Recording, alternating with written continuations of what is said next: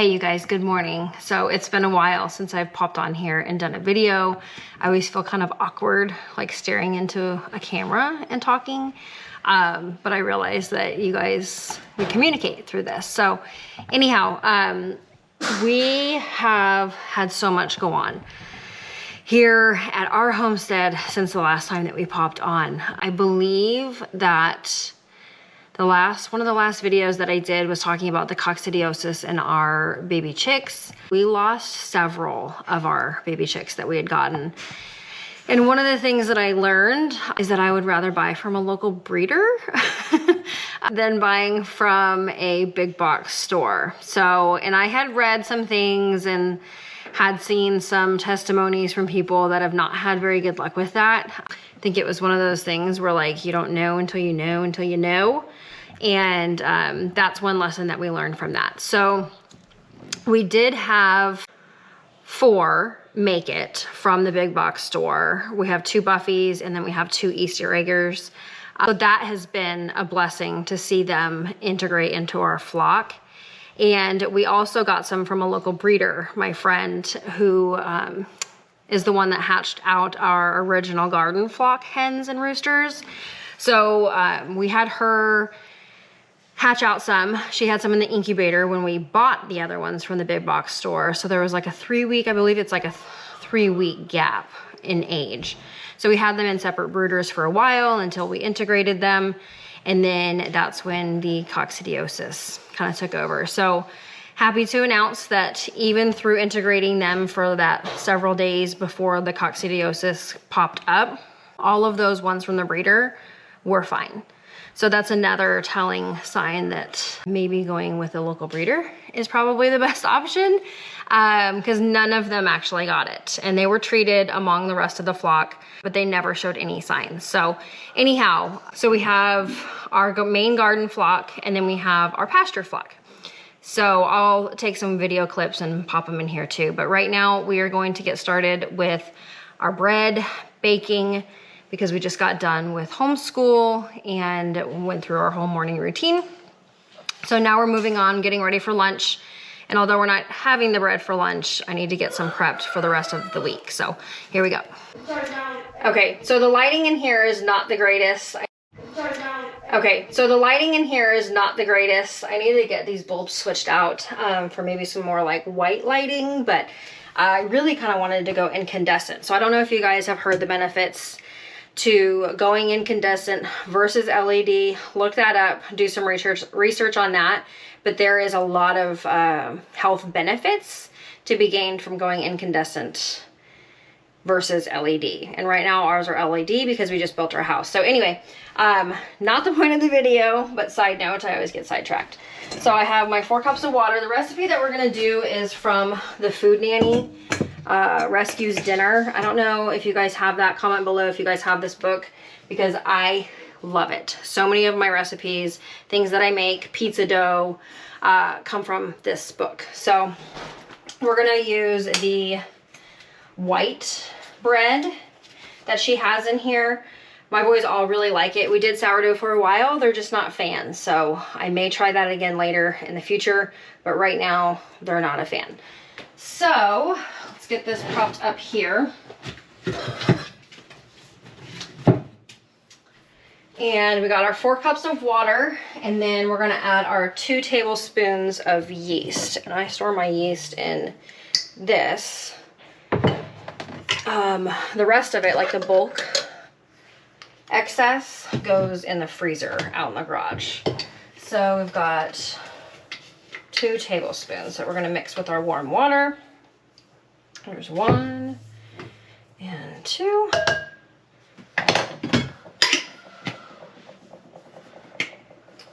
Okay, and then we're gonna do salt, oil, and honey to that.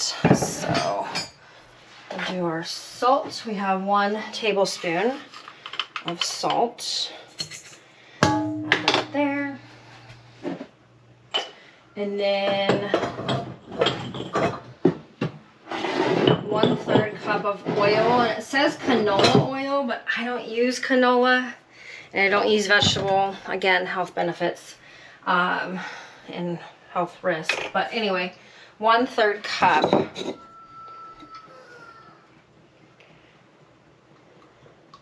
I use avocado oil. And this one, the Chosen, has been rated. I did my own research on it, but also I've seen ratings on that to where it's been the best. Let's see. 1/3 cup of honey. Honey. And, or you can use 2/3 cups of sugar. So the honey that I have is like crystallized, and I just can't stand like heating it up. So I just kind of put it in there even a little bit crystallized. It's fine. It kind of dilutes well into the water. So what I'll do is I'll kind of eyeball it here for 2/3 cup. There we go. So about like that. And just plop down in there. So, and if you can get local honey, get local honey. Like find somebody, find an apiary somewhere that they sell their honey. Again, health benefits to that are very, very important. So there's that, and then we have our flour that we'll do after that. So I'm gonna put the water and the yeast in there. I'm gonna swirl it around to get all the stuff on the edge. You hear the roosters. So we have 4 roosters now. The roosters that we did, we moved them. I don't know if you guys have been following along for a while, but we moved them from one spot to another. Those roosters are no longer with us. They went to freezer camp. So we needed the chickshaw that they were in. We were gonna try and integrate them with the new hens that we were adding in, but we needed the chickshaw, number one, so that the chicks can come out of the brooder and have more space.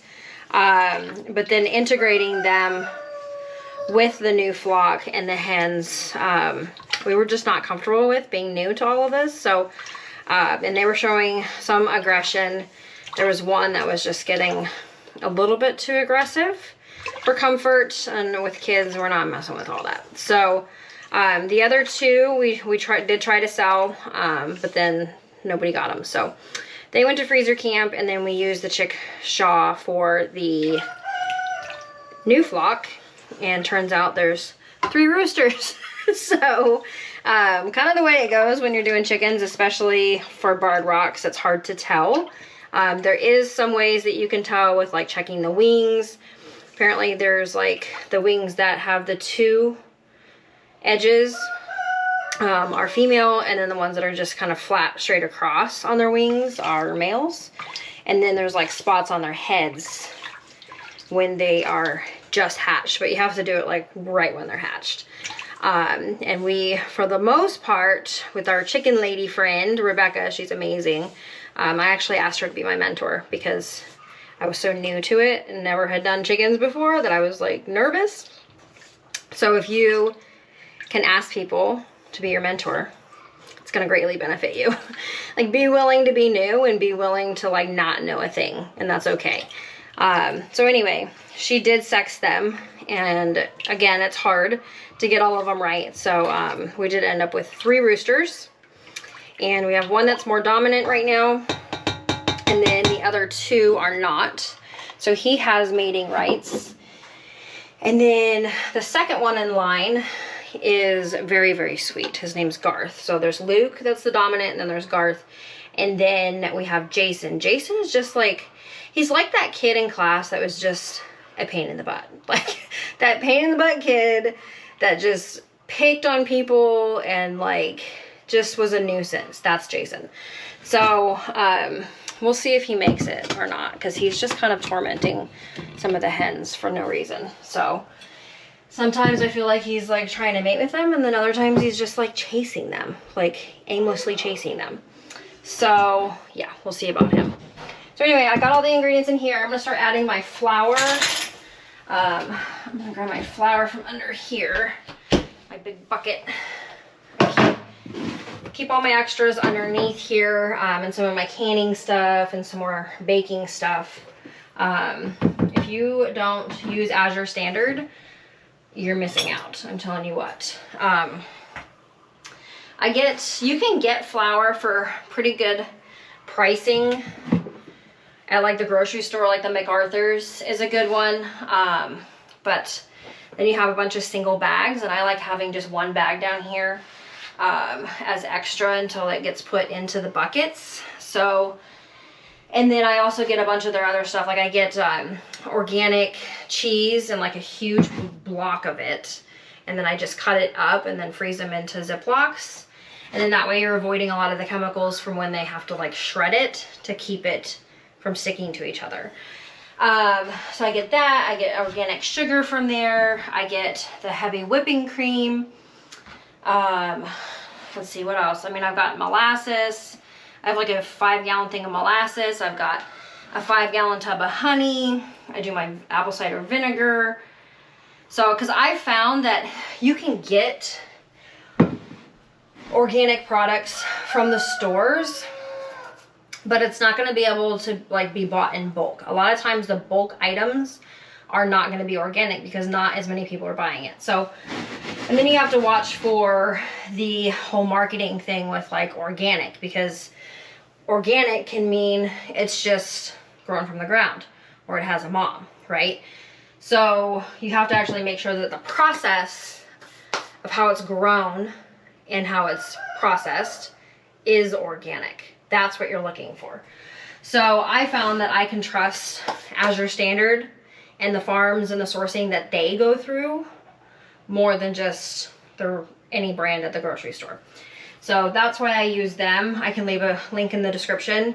I have like a referral link that saves you money, and then also just kind of monetizes us a little bit for sharing their good products. So, okay, so I need 10 to 12 cups of, you can use all-purpose flour or bread flour. I'm using all-purpose. Bread flour is really good too. It just has more of like a wheat flavor to it, which we like also, but I tend to use the all-purpose. So we're gonna do 10 cups. I won't take from there. And I always leave like a cup measuring cup in here for easy dispensing. And these containers I got from Walmart, so they're plastic.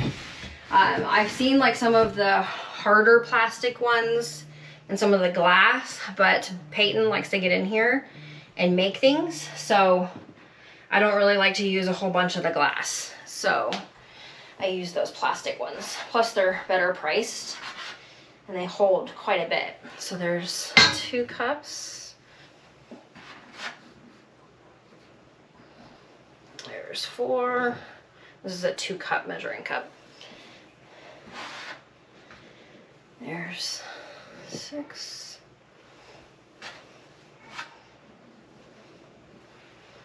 There's 8.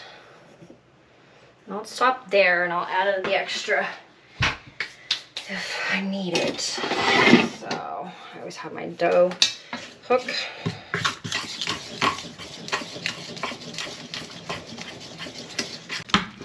So you can kind of see it starting to kind of integrate.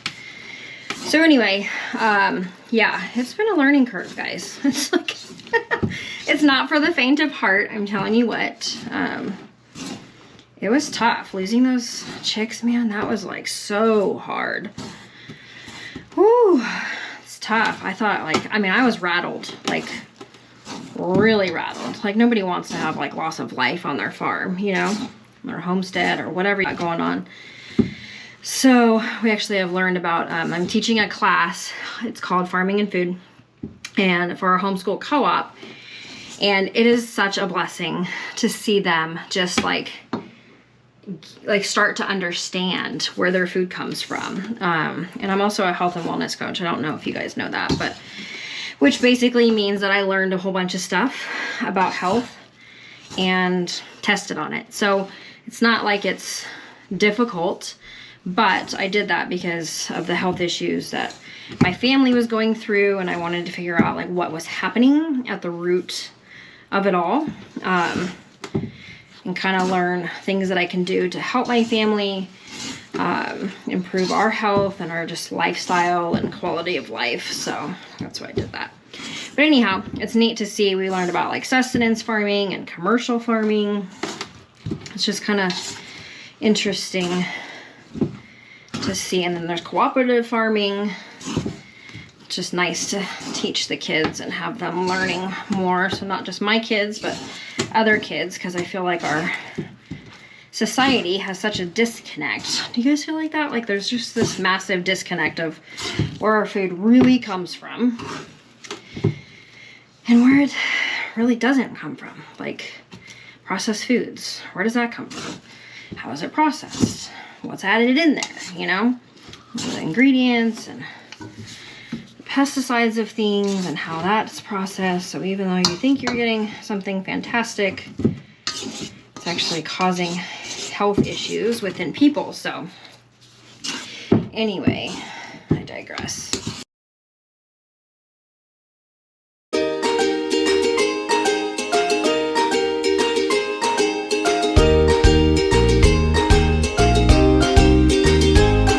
Okay, so now I'm gonna roll this out onto the counter and then finish it out.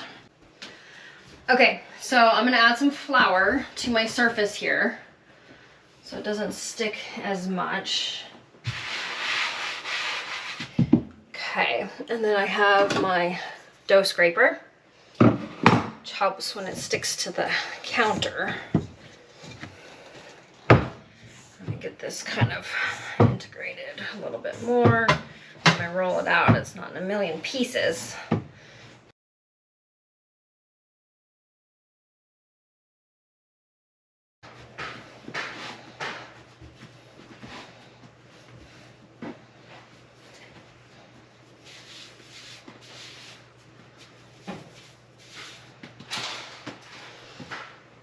There we go.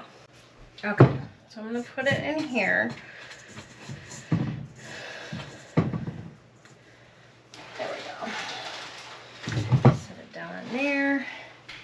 Get a towel and cover it. I'm gonna set a timer for 30 minutes. Okay, so while that sits for 30 minutes, I'm just gonna show you guys the chickens. There's Peyton. Hello. Making lunch. What are we having, Peyton? Mac and cheese and chicken nuggets. Ooh, mac and cheese and chicken nuggets. And here we go. I gotta get past the dogs here. Remy, here, come. I love those chickens. So, close up on my face.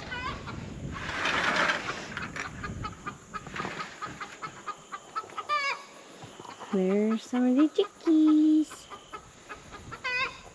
So you can see we have the chickshaw that we just keep moving. It was back in the back there that we're using to generate grass. The roosters, the last time we moved them a while ago for one of our first videos, they were over on this section here, and you can see the grass growing in there. And then once we got the new flock in, they were kind of around the house on the side, so we can kind of keep an eye on them. And then we moved them out back past the shed, and they've been kind of generating the grass back there from weeds. We have a lot of dog fennel, and like, oh, look, Junie's trying to lay an egg in the compost bin again. She always goes back in there. Like, we see her and I'm like, what is she doing? And it looked like she fell down from the top brush before. And we went out there and we saw like the boys got 7 eggs that she had been laying back in there. I'm like, you naughty girl. So anyway, but lots of blackberry brambles and dog fennel. I think like 5 years ago, this property was clear cut of all the trees, which I kind of appreciate because I'm a person that needs vitamin D. I need my sun, so I don't really like living in like shade. But my husband, he really wanted trees. So anyway, when we made our list of like what we wanted in a property, like we wrote it down to a T. So I wrote that I wanted like a clear area for a home, and he had written some trees. And so this has both.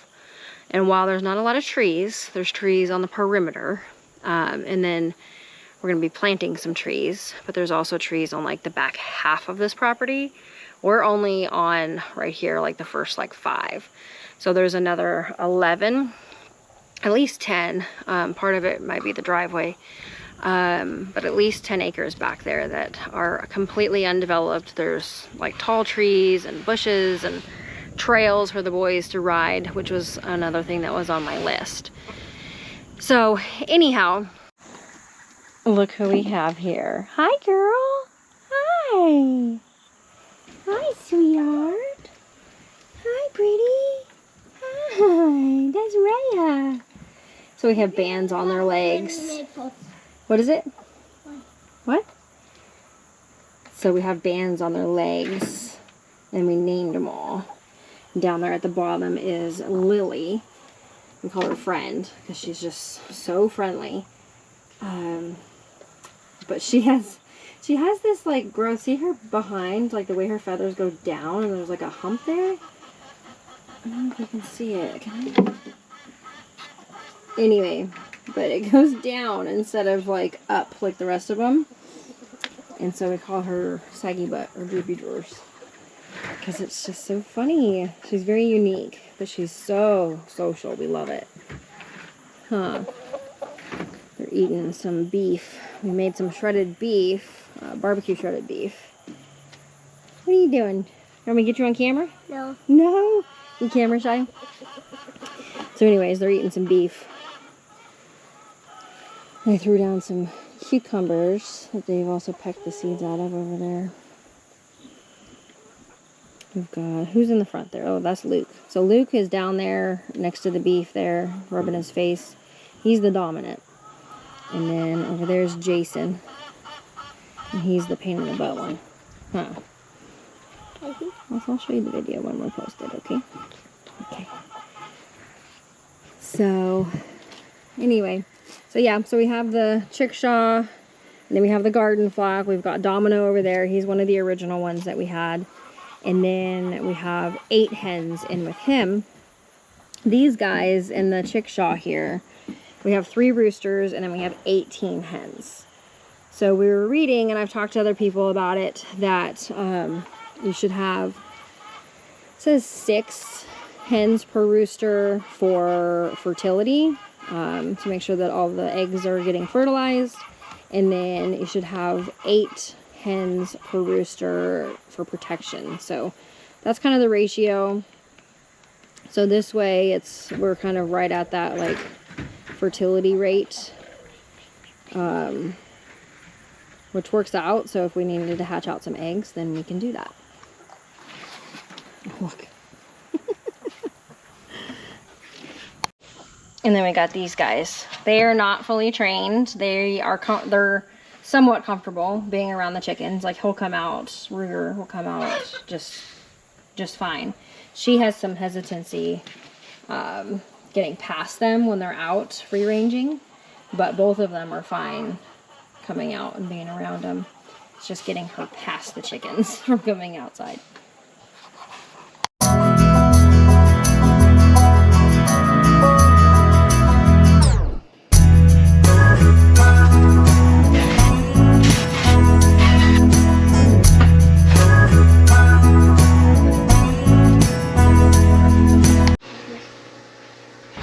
Okay, so it's been 30 minutes. I'm gonna roll this out and then divide it into 3 loaves, 3 rolls, whatever, and then get it set in our pans. And then we're gonna set another timer for 30 minutes while that rises.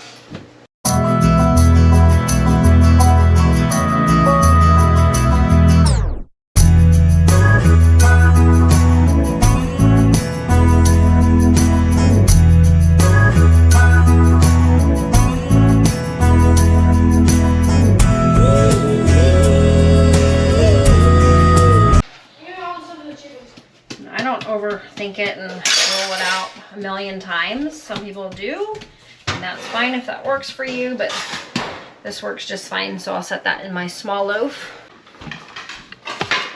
So I'll go with this one for that one.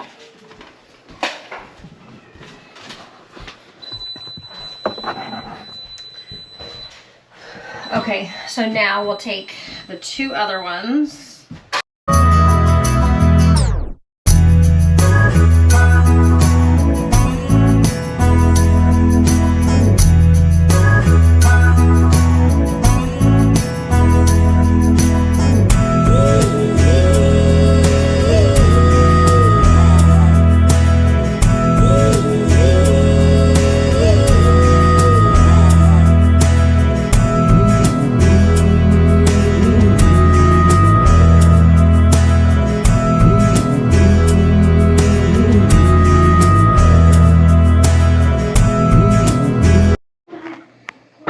Okay, so we've got all 3 of them there, and I'm just gonna kind of scoop them together here, and we'll cover them up with our towel and let those rise for 30 minutes. Okay, so they've risen. That one rose a whole bunch more. It happens. So, and then this one's smaller, which is fine because my husband likes to eat it with some peanut butter in the mornings. So it's okay. We're gonna let this sit a little bit longer while the oven preheats. Okay, so the oven's preheated. The boys are watching the show. That's what the noise is. So we're gonna get these in the oven and set a timer for 30 minutes.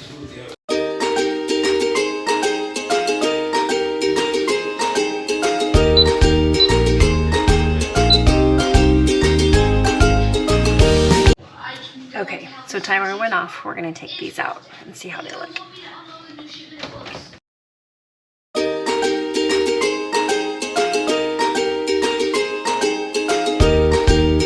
I'll take you over here and look at it.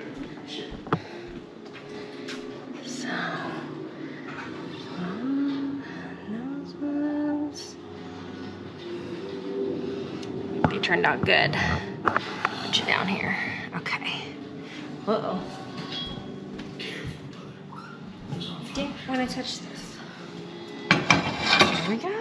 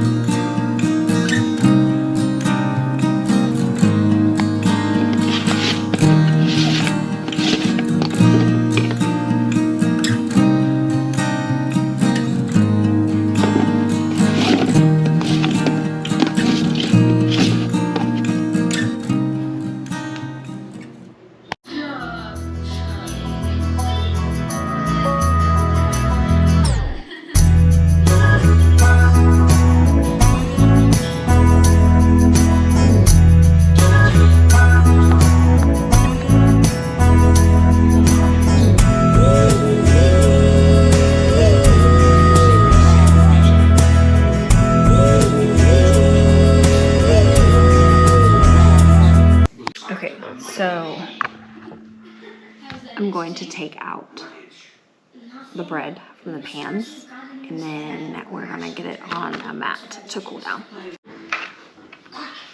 Okay, so I'm gonna use this little cake icing utensil, I guess that's what it's called. And I kind of go through and kind of scrape the edges in case any of it's stuck to it before I try to pop it out of here. Just like that. And I'll take this. And okay. Put that in the sink. Huh? Is that bread? Mm-hmm. Yeah. You don't like bread, do you? No. You don't like bread? Do you? Yeah. I bread what? Is that bread? Oh, yeah, I'll bread with butter on it the best. What is it? High bread with butter? It's huge, huh? High bread with butter?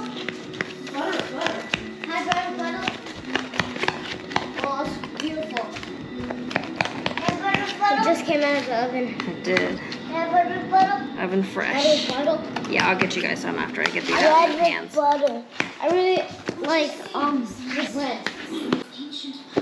There we go. Ta-da. Flip it over. Okay. Okay.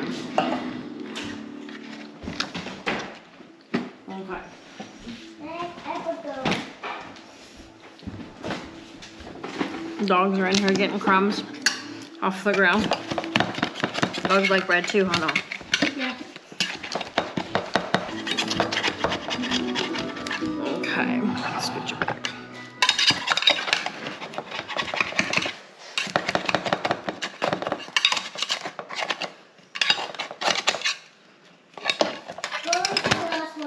Okay.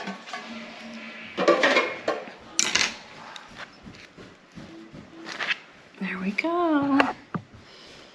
Let those cool down. How tiny that is. It's so cute. So 30 minutes. 350 for 30 minutes and they're done.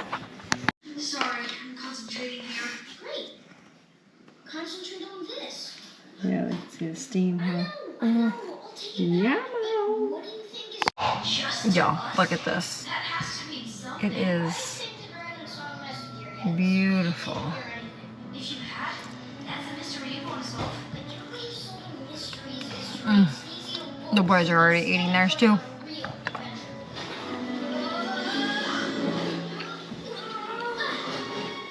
stay away from the edge. They're on downtime.